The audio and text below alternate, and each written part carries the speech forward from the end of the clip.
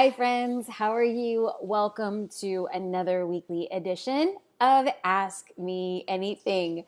I am here to make sure that we're having great conversations. And you know what I just realized? I'm going to take my earphones off because I wasn't sure if you could hear me quite properly. You know what? We're just out here living our best lives. My name is Jasmine Starr. I'm a photographer and business strategist, and we go live with your questions every week, starting with Josephine. And she asked, I cannot seem to get more views on my stories. With over 5,000 followers, the number is so low it's embarrassing, even though I've been doing all of the things like using what Instagram offers, like polls, questions, and making it interesting for the viewer. What am I doing wrong? Okay, so this is what I tell Josephine and anybody else who is interested. There is not a right or wrong way to do Instagram or Facebook or YouTube. There is only a right or good or advantageous way for you and your followers. But in case you're wondering what the average is for Instagram stories, I am here to tell you that there's a 2% average engagement on stories. So what does this mean? Well, Josephine has 5,000 followers, which would mean statistically she should get anywhere from 100 to 150 story views, because average engagement on Instagram stories is 2 to 3% for stories. Now, this is why people are just like, but Jasmine, how do I get more people to see my stories?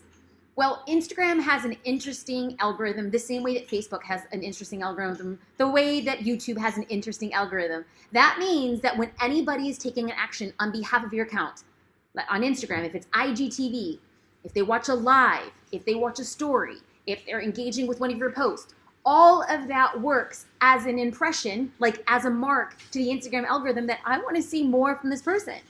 So if you want more than the average amount of people engaging with your stories, you probably got to do more on that other end. More as in like posting out on Instagram and then asking for engagement, responding to those people. Because I don't know if you've noticed, but like if you log into Instagram, have you noticed that for accounts that you've engaged with in the past, like your friend's account, if you left a comment or if you liked a photo or if you tagged a friend in somebody else's account, it's no coincidence that the next time you go into the app, the people who you've engaged with are shown their stories earlier in the sequence at the top of Instagram stories.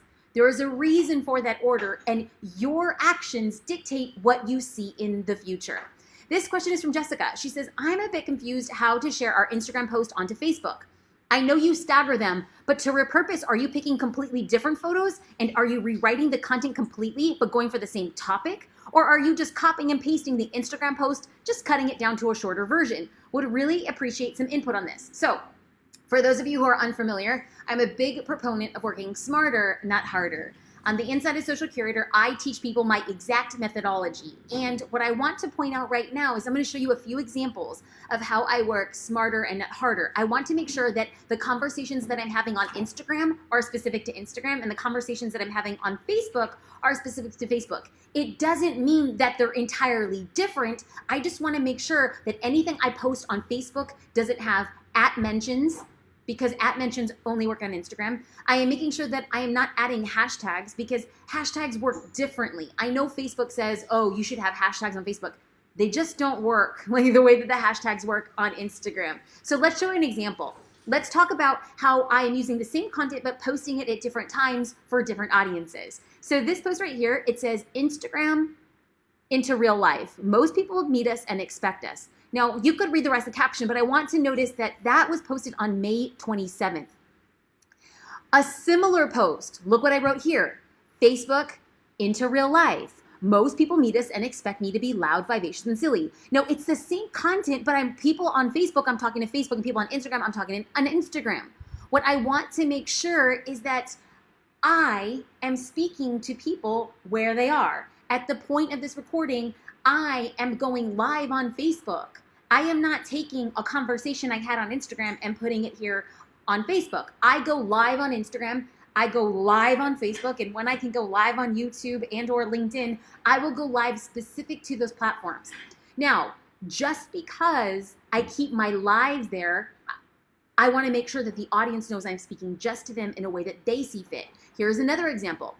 May 22nd, I posted this post on Instagram, and I posted this post on May 29th. What we're looking about is what I propose is about a week and 4 hours later.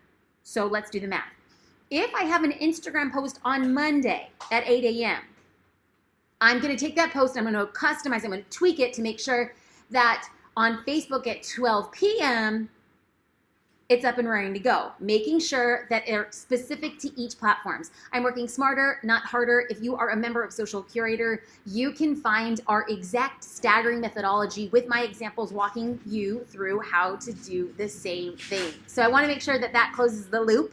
If you have questions, please feel free to leave them here. Like always, I am here to serve you and serve you well. I show up every single week just as a way to say thank you. I remember being in my first, second, and third year of business, and everything I learned about having a business and everything I learned about being a photographer, I learned from Google and YouTube. And the thing I told myself again and again is that if I ever had the opportunity to be in the position to walk somebody through the way that somebody else walked me through, to share information the way that somebody else had shared it with me, I want to make sure that I am doing that. So Gabby and Heather and Paige, thank you guys for all being here. So I'm going to get into a couple of the live questions. And okay, so Gabby said, hi, Jasmine, can we have a successful business without Facebook? Yes. And you can also lose weight without working out. But if you would like to get results quicker, I always suggest to do as much as you possibly can. Because Gabby just asked, can we have a successful business without using Facebook? But Gabby, you and I are connecting right now because of Facebook. And this right here adequately shows what could possibly happen if you were to show up on Facebook in the same capacity. I always look at my marketing efforts as not being about what I prefer or what I like. I look at my marketing efforts as where is my dream customer going to be and where can I meet that dream customer? Alina, forgive me, asked, how should we promote an offer organically? In order for people to talk about your product or service organically, in order for them to engage on those posts, the post cannot be, buy these headphones. These headphones are white and the headphones come in green. Buy one headphones, get another one free, right? Like people are not going to engage in sales only content. So how do you get people to buy from your offer organically? You talk about the benefits of the headphones. You talk about what makes the headphones special. You talk about the improved experience with these headphones versus another. You talk about the affordability. You talk about how they sound better. You talk about the value. You talk about what it means for somebody to use the headphones, not just buy the headphones. So thank you for those questions. And Carrie and Trinity, I see you. Let me get into another question from Danielle. She writes, I would like to know, who should I be engaging with in order to capture new clients and grow engagement on my platforms? And to anybody like Danielle or anybody else watching who says, who should I be engaging with? The answer is the same answer is if you walked into a cocktail party or if you walked into a wedding reception and you had no idea who was there and you turned to me. Imagine you and I walking into this cocktail party or this cocktail mixer together, and you turn to me and say, Jasmine, who here should I talk to that's going to be best for my business? I don't know. I don't know, just like you don't know. But how do you find out? By talking to people. Even people who cannot or will not be your dream customer. By talking to people who you don't even know if they can help your business or if they can hurt your business. The only way you find out who you should be engaging with is if you just start talking, period. So often what I see people do is like, I don't know who to engage with, so I'm not going to engage at all. No. If you don't know who to engage with, it's going to be opposite. I want you engaging with 4, 5, 6, 7, 8 times the amount of people in order for you to first understand who that person is and where they hang out. So friends, who should you be engaging with? Number 1, go to your followers. Anybody who follows your account, go there and go like 2 photos and leave a comment. And I just want you to go through all of your followers and reach out to as many people, support them, give them love. Why? They know you, they follow you. They are the most likely to give you engagement back. And once you've done all of that, I promise you, they're going to guide you to who else you should be talking to. And just in case they don't, I want you going to a hashtag that you think your dream customer is looking at. So if you're a dog walker, you're going to go hashtag dog memes, and you're going to be leaving comments on other people's accounts. You're going to be liking their photos. And if you are a stylist, you're going to go to hashtag OOTD, outfit of the day, and you're going to start leaving comments and liking photos. And you're like, but Jasmine, what if they'll never be a customer? Guess what? 99.9% of the people you reach out to will never buy the thing you sell. Actually, statistically, 2% of the people that follow you will buy from you. 2% of the people that follow you will buy from you. So if you have 1,000 followers, maybe 20 people will buy from you. That's statistics. So if you want people engaging with you, you got to go and leave a lot of engagement so then they can start following you. And once they start following you, you got to start engaging with them. Once they engage with you, you build trust. When you build trust, you turn them into a customer. Okay, so let's get into Gabby. How many minutes a day should we be engaging on Instagram? Gabby, my answer is however much you can. Some people can engage for 10 minutes. Some people can engage for an hour. You do what you can. I will engage about 20 minutes 4 times a day. I am responding to as many as things that I can to the best of my ability. Michelle Balducci, what if followers have private accounts? How do you reach out to those followers on Instagram? Michelle, you don't.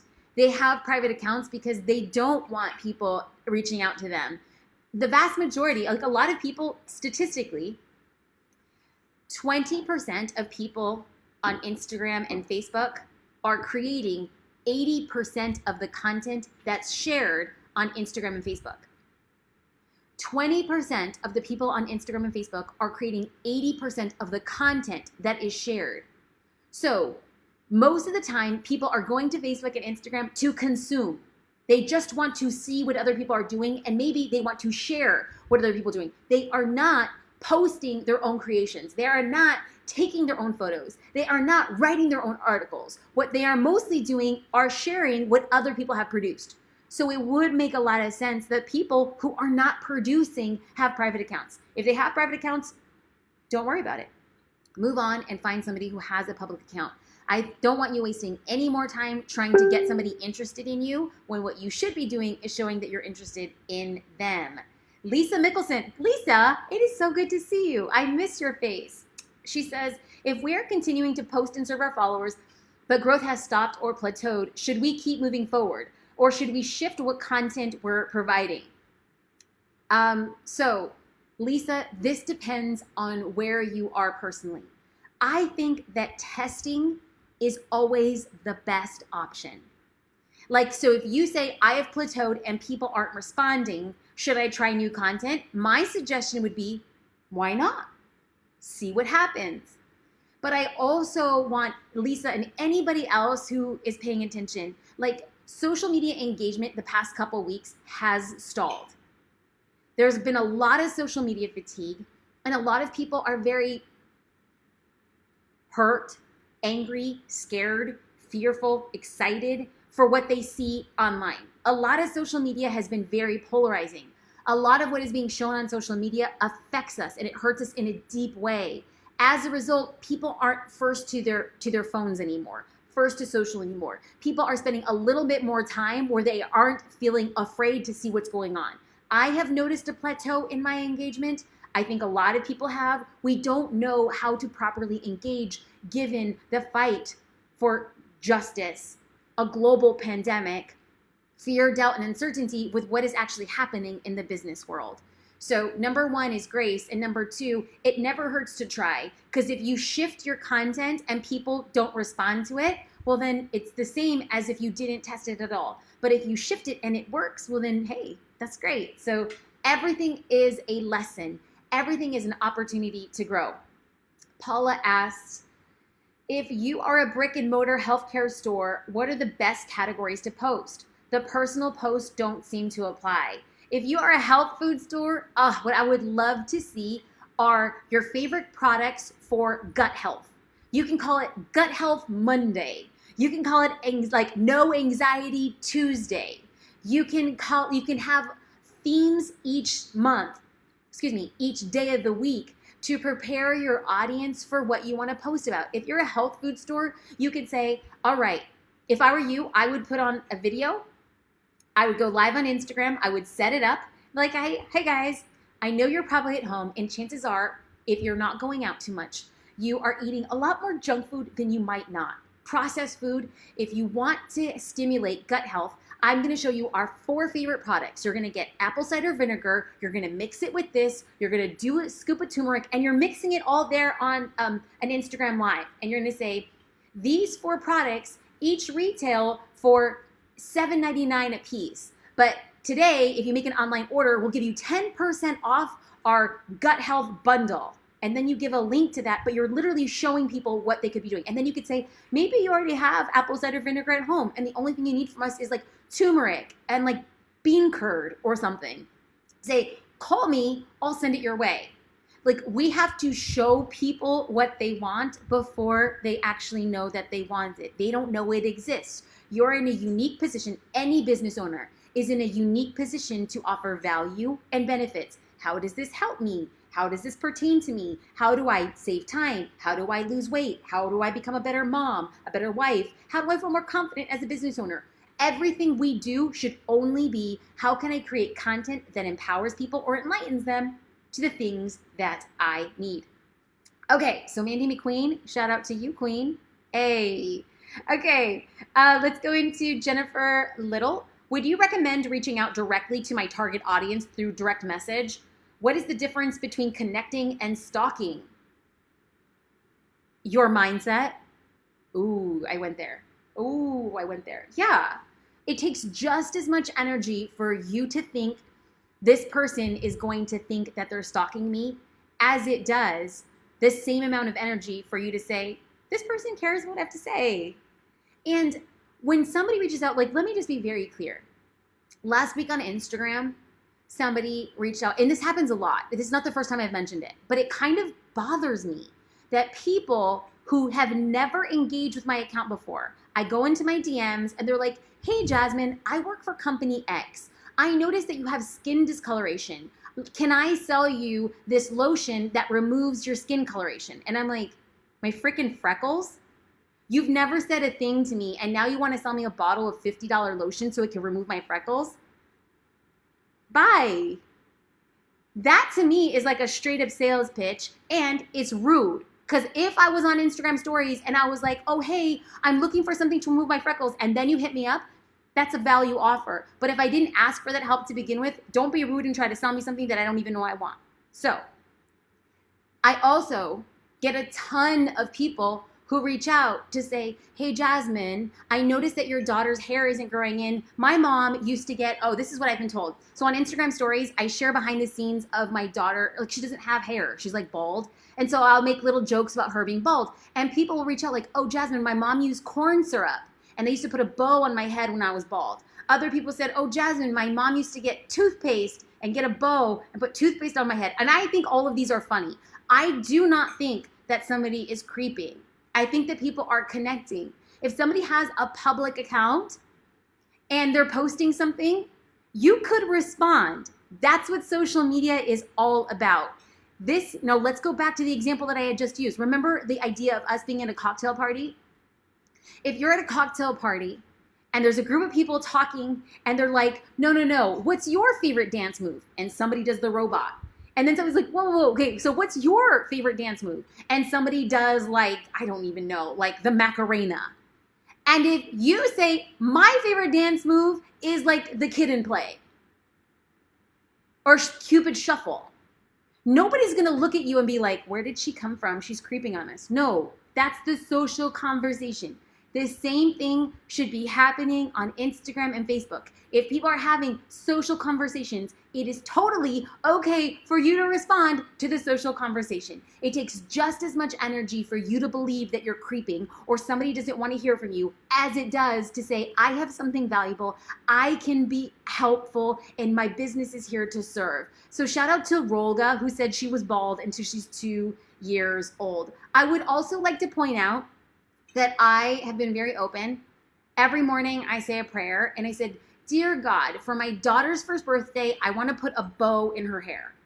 Like, I just want to clip a bow. And every day when she wakes up, I'm like, she has a little bit more hair today. She has a little bit more hair. I believe, I'm just going to hold on to faith that she is going to have a bow on her head and it's not going to be bald by her first birthday. So we got until January. If you follow me on Instagram, you'll see her hair journey. I post a photo of her bald head about every 3 weeks. And little tiny bits of hair are coming. So we're going to hold on to that. If you guys notice, there's been a few comments. Stephen DeCuba, Mandy McQueen, Sue Wolf. These people are responding not to the business advice that I have been giving. Did you guys see an uptick engagement when I started talking about my daughter's bald head? That is called being social on social media. It is no common thing that the things when I post out my personal elements get the most engagement because it's social on social media. I want to encourage you. This is a real-time example happening right now of people saying, I was bald, my daughter was bald, I didn't have hair till I was 8. Everybody wants to talk about their personal experience around hair, but it happens around vacations, around books, around foods that you're eating. My advice to you, friends, is to make your social media conversations social.